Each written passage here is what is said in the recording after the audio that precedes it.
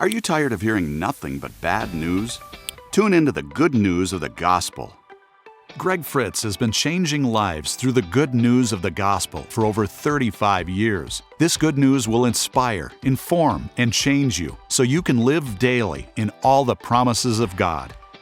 Welcome to Good News with Greg Fritz.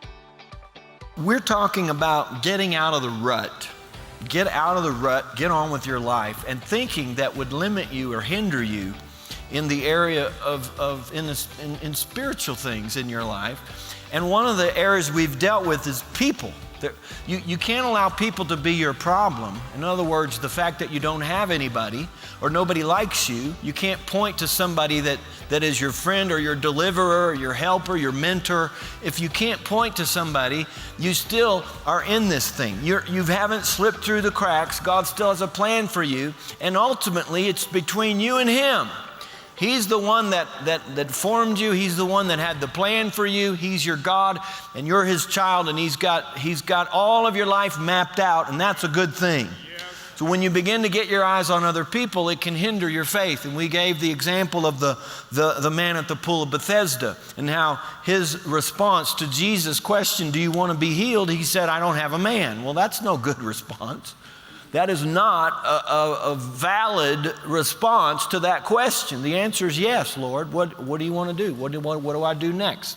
And He said, you rise, take up your bed and walk. Now, I want to show you on the other end of the spectrum, there's another man who had problems with people. And I want you to turn with me to Mark chapter 10. Mark chapter 10, and we'll start in verse 46.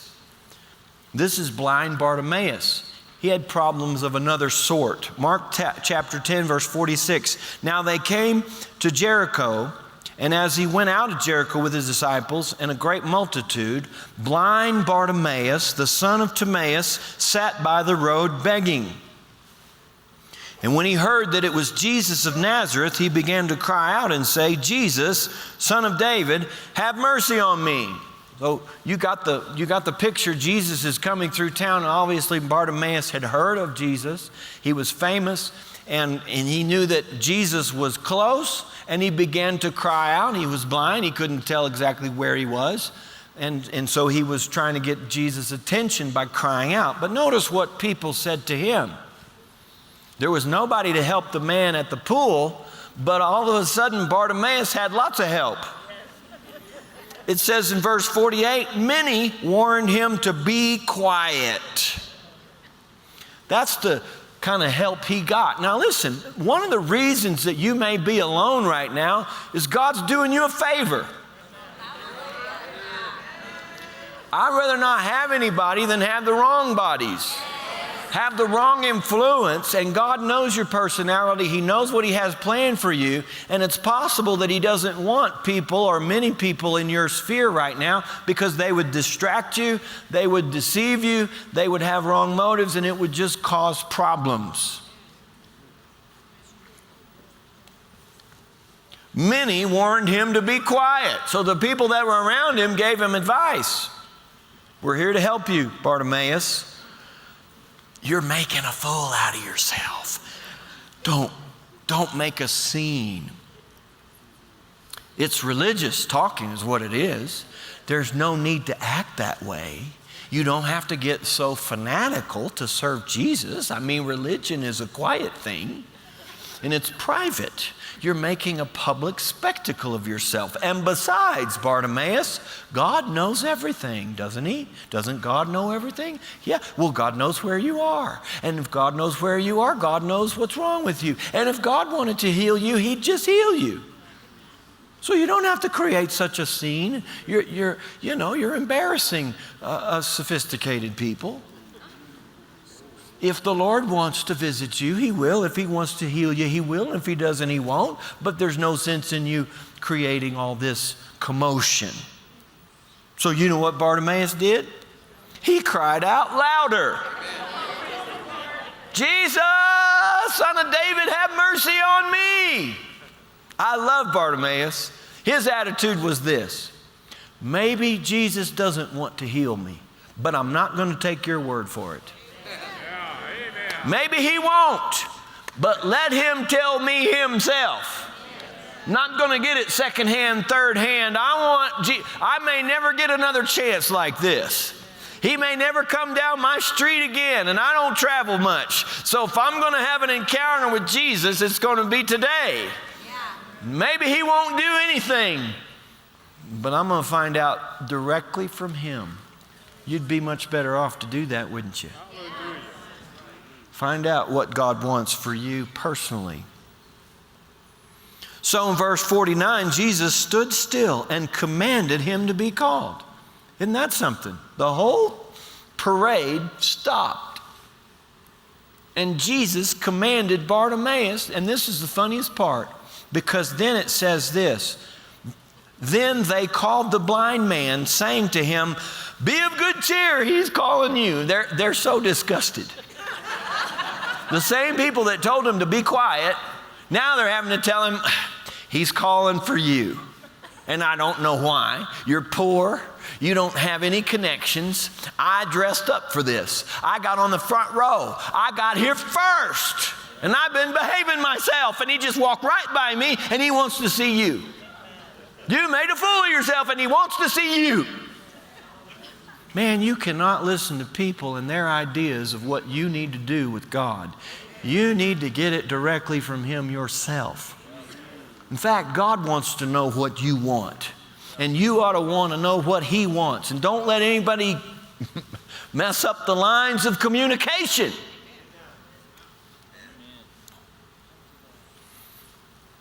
Be of good cheer, he's calling you. And throwing aside, this is verse 50, Mark chapter 10, verse 50. Throwing aside his garment, he rose and came to Jesus. And Jesus answered and said to him, now this is the strangest thing that was said all day. Jesus answered and said to him, what do you want me to do for you? And it's kind of like giving away free product. Everybody's hand in place went up and go, I know the answer to that. Can I answer? No, you can't.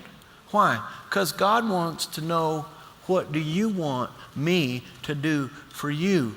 Why? Because this is between you and me. Not you and me and them, and not me and them and you. It's between me and he's a personal God. And man, little Bartimaeus, he didn't have any education and he didn't really have much background, but he sure stepped up to the plate on this one, didn't he? Aren't you proud of him? Do you know how easy it would have been? Here they are. All of a sudden, the whole world comes to a stop, and there's Bartimaeus and God. God and Bartimaeus.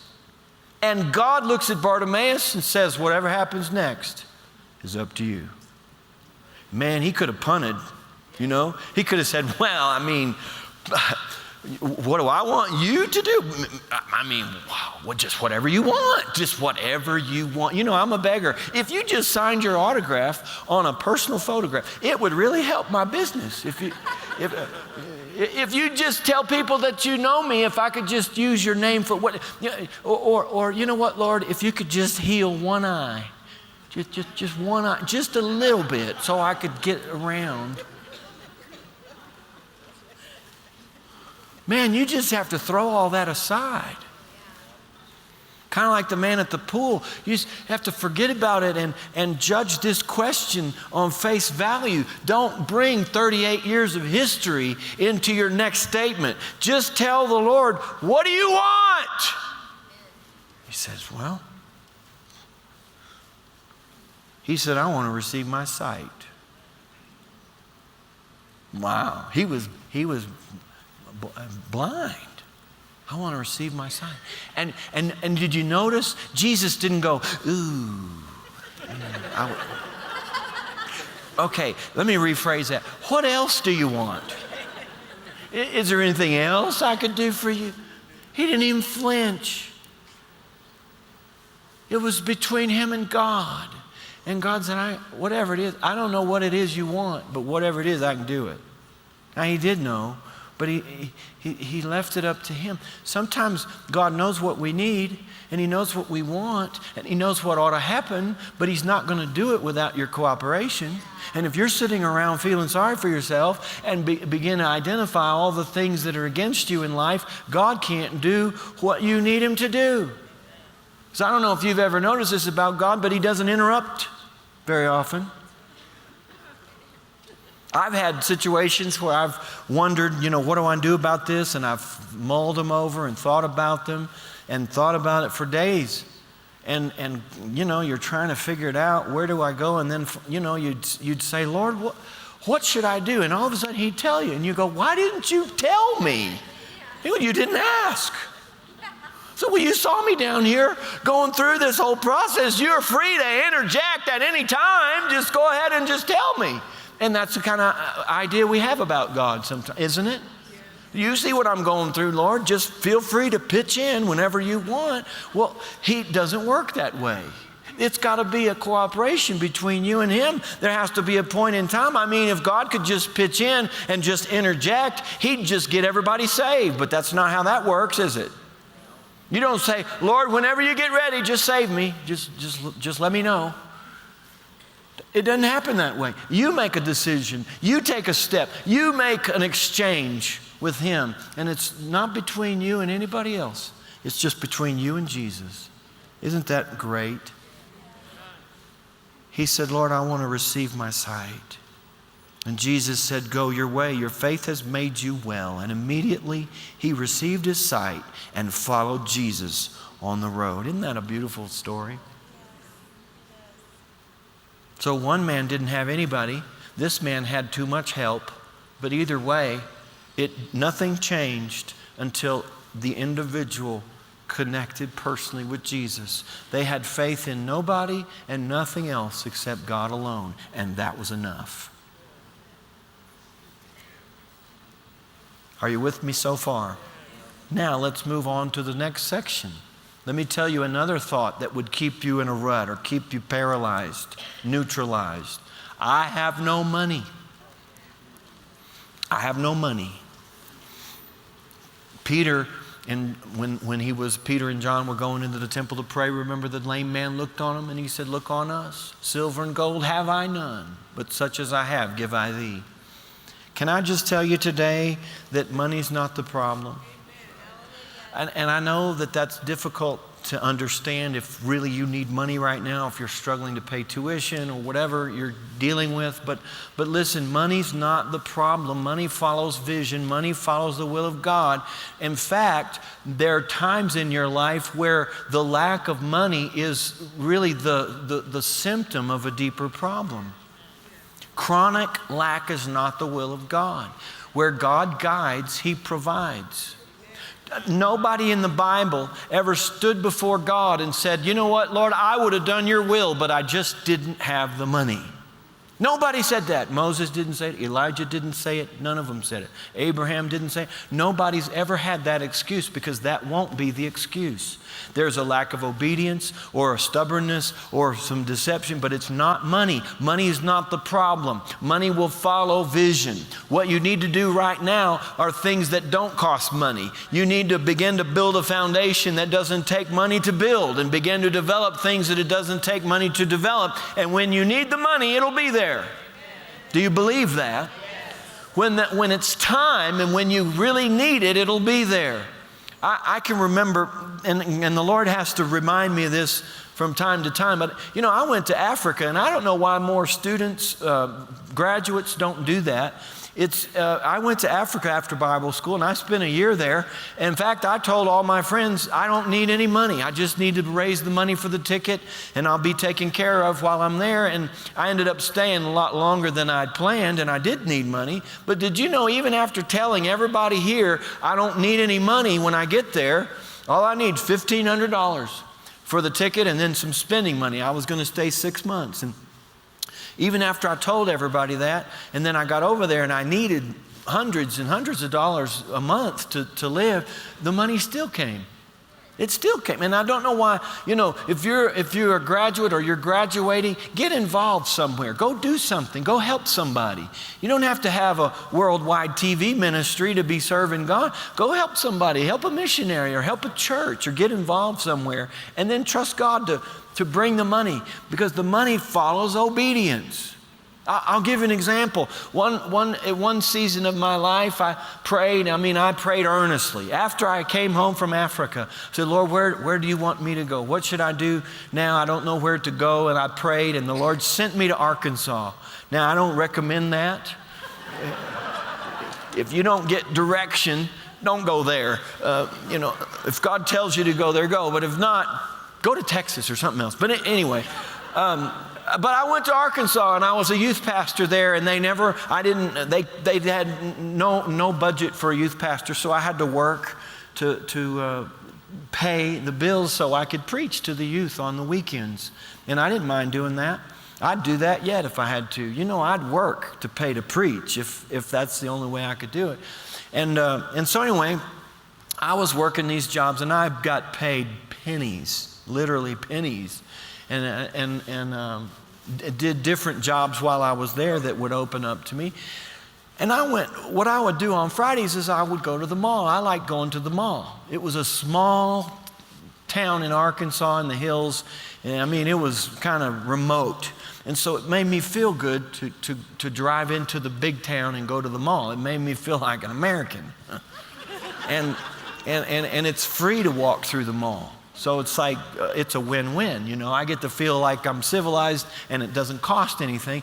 And so I'd go to the mall and I'd walk through the mall and I might get a cheeseburger, and that'd be my Friday night out on the town by myself. And I was happy to do that.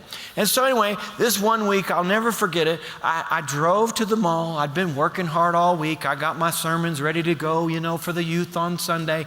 And I thought Friday night, I'm going to take some time. I'm going to go to the mall. So I went to the mall. Instead of parking at the main entrance, I parked at the department store entrance for no particular reason. And I just got out of my car and walked through the department store, and it happened to be the men's department. You ever done that? And I'm walking through the men's department, and on the mannequin in the men's department was a sports shirt. Not a dress shirt, a sports shirt. And I made the mistake of looking at the price tag. Have you ever done that? Now, I wasn't shopping for shirts. I didn't need a shirt, but I'm in the men's department, and that shirt's nice, and it's about my size. And I looked at the price tag, and I got depressed. I got so disheartened. I said, Lord, I didn't want to come to Arkansas, and I didn't want to work odd jobs, and I didn't want to be poor. And I said, while I've been here, prices have gone up. I cannot believe how much they charge for that shirt. If I had to buy a shirt right now, I couldn't even afford to buy a shirt. I work all day, and I don't make as much as it costs for a shirt. I can't believe the prices of shirts. I don't even want to look at the pants. I don't want to look at pants. I don't want to look at dress clothes. And I got so worked up about it. I got so depressed. I got in my car and drove home. All the way home, I'm going, I cannot believe the prices. What happened? I told you I should have gone to college. I wanted to go to college. You sent me to Bible school. And I'm telling God, I should have gone to college. I wanted to go to college. So all my teachers were disappointed that I didn't go to college. And I went to Bible school, and now I end up working odd jobs. I can't do odd jobs. I don't even know how to do carpentry work, and I'm working for a carpenter. It's just not fair. And I went on and went on home. And finally, I think the Lord got tired of me. My line of thinking, and he began to ask me questions. Now, I don't want to lead you to believe that I have this ongoing audible conversation with God all the time. I don't, but he knows how to communicate with us. And I was in a bind. I had gone there out of obedience, and I was struggling with the price of shirts. How far we've come. But everything we deal with in this life is small like that compared to God. But anyway, back then it was shirts. And the Lord began to deal with me, and he says, don't you have shirts? I said, yeah, I do have shirts, but if I needed one, I couldn't buy one. The prices have gone up so high, I can't work a whole day and buy a shirt, and I got other bills to pay. And he said, well, have you ever had to leave home without a shirt? I said, well, no, I never have up to now, but if I needed one now, I couldn't buy one. The prices have gone up so high, I wouldn't work all day and can't make enough money to buy a shirt. He said, well, don't you have shirts in the closet right now? Yeah. Where did they come from? I said, my dad got them. He said, no, your dad didn't get them. I got them. I just used him. And then he said this. He says, what do you want? Would you like to have all the shirts you're ever going to need for the rest of your life right now?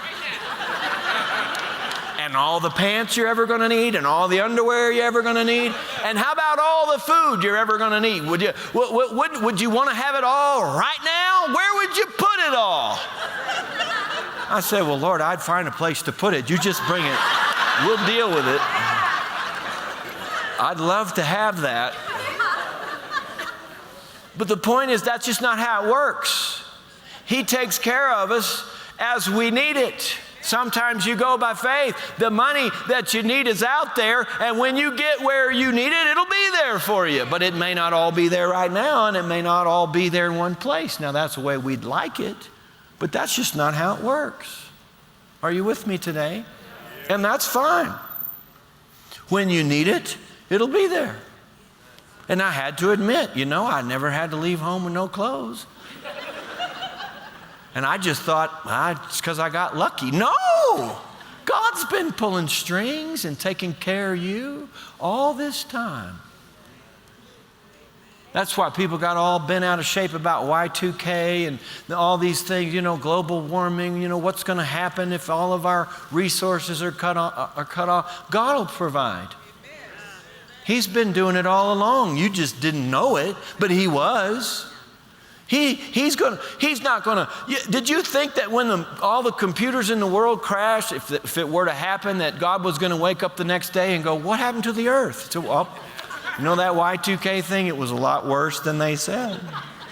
Everybody starved. So sorry. It doesn't work that way. God's been pulling the strings. You say, well, I've never seen a miracle. Did you know the children of Israel were out in the desert because God led them through the wilderness, and they ran out of water, and they needed water for 3 million people, and there was no water, and God said, I'll make water come out of this rock. And all of a sudden water came out of a rock and fed the entire nation of Israel. You say, well, I've never seen that happen before. And you won't, as long as you can go to the kitchen and turn on the water. In fact, it's even better than that now. You can just take a cup. It's an amazing thing, and you put it under the refrigerator, and ice comes out of this one, and water comes out of that one. You're never going to see water come out of a rock when your refrigerator offers you chilled, filtered water at the touch of a button.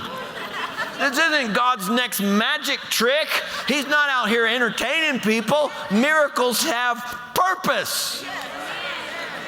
And if you run out of everything, God will provide. If He has to bring manna from heaven or water out of a rock, He just hasn't had to do that lately, but He hasn't forgotten how to do it. It's God that's been providing for you. He's just used different means and God likes to change channels, by the way. You ever watch TV with a man? Can't you just finish one program? No, my mind is busier. I would rather watch 3 at one time. And it's thank God for remote control, because we were too lazy to get up and do it by hand in the past. But with remote control now, you can watch 3 programs at once. No commercials. I haven't watched a commercial for 10 years. It's an amazing thing. Well, God likes to change channels. And He may provide for you in a certain way for a long time, and all of a sudden, He stops. And you think, uh-oh, the world's going to come to an end now. My supply has been cut off, and that was the only supply line I had. Wrong. If God's your provider, He'll find another way. I read it in Isaiah 49, was it 49, 46, where He said He can cause a bird of prey to come provide for you. A stranger from a far country can meet your needs. God is not limited. You have to believe that. He likes to change channels. Why? Because he doesn't want you to get your eye on the channel. Remember the story in this one? I always go back to this one. Elijah, when he declared a drought and famine in the land, and God told him, go to the brook Cherith, for I've commanded the ravens to feed you there. So he moved. And let me just say this, if you're going to serve God, you've got to be willing to relocate. You may not have to, but you better be willing, because I wouldn't be surprised. So Elijah sets up his ministry, his world ministry headquarters at the brook Cherith. He got a new logo with the brook. In fact, it was called Brookside Ministries, modern day prophet, whatever. And he's there, and lo and behold, in the morning, the ravens would come with bread and meat, drop it off, and in the evenings, they'd be back with bread and meat. And then he would drink the water from the brook. He had a pretty good setup there. Supernatural. Well, because of the drought that he had prophesied, in a matter of months or years, we don't know how long, the brook started to dry up. I'm practical. Why would God send him to a brook that was going to dry up? And if it were today, he would have dug in. He would have said, the brook's drying up. Oh, no. We better do something fast. Let's let our partners know. Let's put the word out. The brook's drying up. There's a drought. It's not going to last forever, but we need help, and we need it now. Help preserve Brookside Ministries before it's too late. The bread and meat is still coming on time, but you can't live without water. We got 3 days or we're dead. And receive this special CD series on and this oil from the Holy Land, whatever, you understand. Save this ministry, it's about to dry up. But that wasn't the will of God at all. It would have been if he'd have got his eye on the brook and kept focusing on the brook and saying, I can't live without the brook. I know God brought the brook into my life, and now I'm not going to give it up. And when tough times, we can make this work. That wasn't the plan at all. God was ready to change channels again. And he said, go down there to the city, to this widow's house, and I'll take care of you there. Has it ever seemed as if you couldn't get ahead in life? Stop waiting to be rescued. The key to your miracle is always within your reach. Order your copy of this series, Get Out of the Rut, at gregfritz.org. Coming up next on Good News with Greg Fritz. This whole getting out of the rut, it deals with our thinking. It's our thinking and that's where the enemy wants to put you. He wants to isolate you into a spot where you think, nobody understands me, nobody cares about me, and I can't do what needs to be done. The key to my miracle is beyond my reach. There is nothing that I can do, and it's not my fault. I'm just a victim of my circumstances. And that will keep you locked in position for years, and you've got to break out of that. Watch Greg Fritz Monday through Friday on gospeltruth.tv for more good news.